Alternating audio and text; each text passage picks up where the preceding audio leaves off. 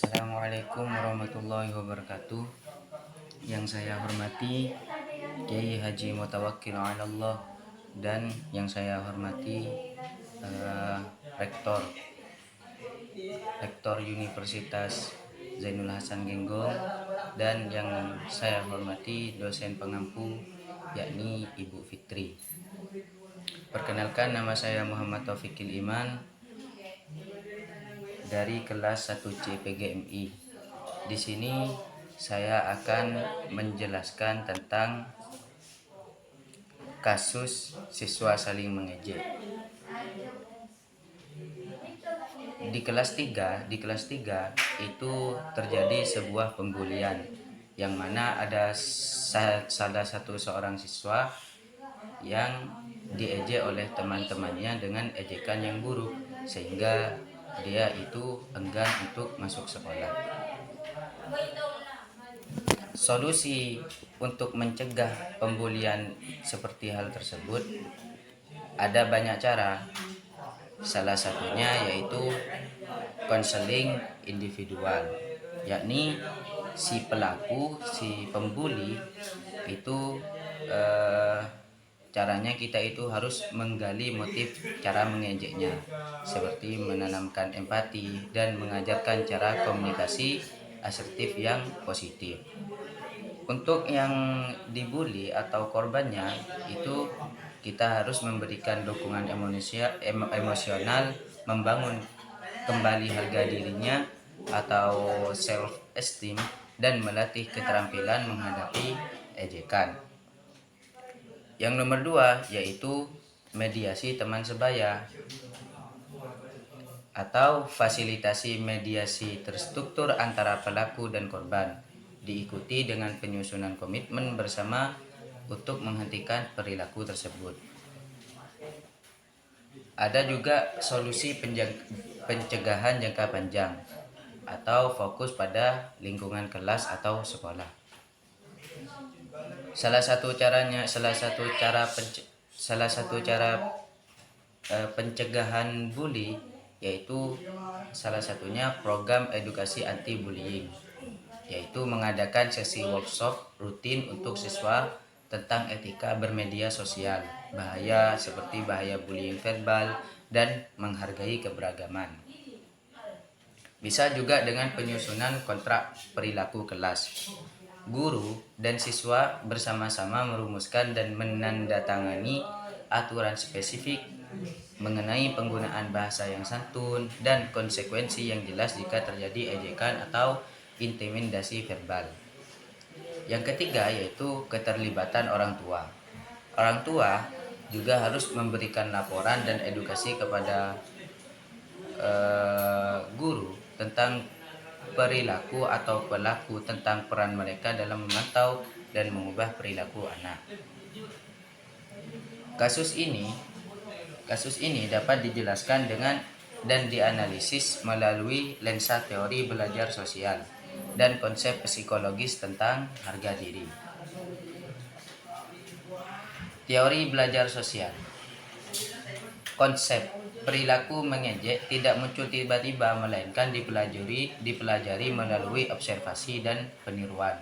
Biasanya orang mengejek itu karena adanya observasi atau peniruan model. Relevansi kasus. Siswa mengejek karena mereka meniru perilaku dari lingkungan sekitar, seperti media game online atau anggota keluarga. Dan perilaku itu diperkuat, misalnya mendapat tawa, perhatian, atau dianggap keren oleh kelompoknya, sehingga timbullah pembulian.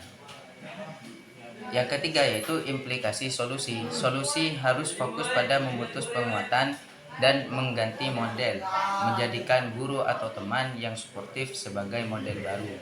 Karena tanpa ada dukungan guru, orang tua, dan teman, anak tersebut bisa tertekan sehingga enggan untuk masuk sekolah. Teori yang kedua yaitu konsep diri dan self esteem. Ejekan itu adalah serangan langsung terhadap konsep diri dan harga diri. Jadi yang dimaksud ejekan itu apa?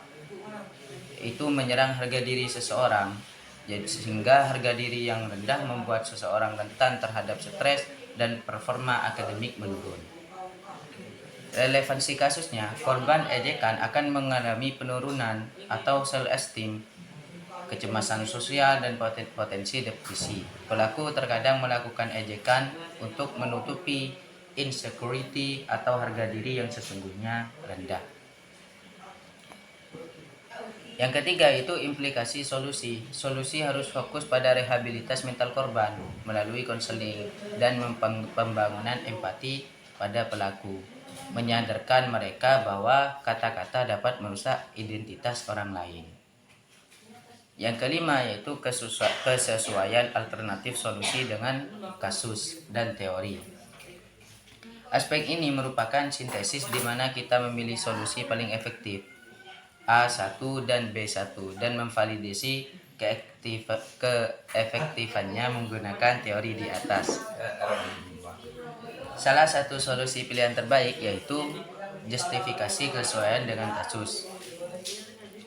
Seperti A1, konseling individual. Itu menyelesaikan masalah pada tingkat individu, pelaku, dan korban yang merupakan fokus utama kasus ejekan. Ini memberikan ruang aman untuk pemulihan emosi dan perubahan pola pikir. Sangat sesuai dengan konsep self-esteem. Teori yang kedua, konseling adalah alat terbaik untuk merekonstruksi harga diri korban dan mengidentifikasi sumber masalah, rasa tidak aman atau rendah diri pada perilaku. Yang kedua itu kontrak perilaku kelas. Caranya merespon masalah pada tingkat lingkungan atau sistem. Ejekan sering melibatkan audiens, teman sekelas. Solusi ini mengubah norma kelompok.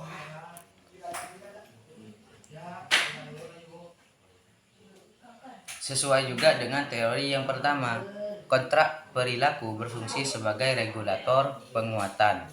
Jika ada sanksi yang disepakati, maka tawa atau dukungan untuk ejekan akan hilang, memutus rantai peniruan dan penguatan negatif sehingga tidak timbullah pembulian. Jadi kesimpulannya, intervensi yang terpadu individual dan sistemik akan efektif. Konseling menangani kerusakan batin, sementara kontrak perilaku kelas mencegah terulang kembali dengan mengubah dinamika sosial dan norma kelas sesuai dengan prinsip berajal sosial. Sekian dari saya. Assalamualaikum warahmatullahi wabarakatuh.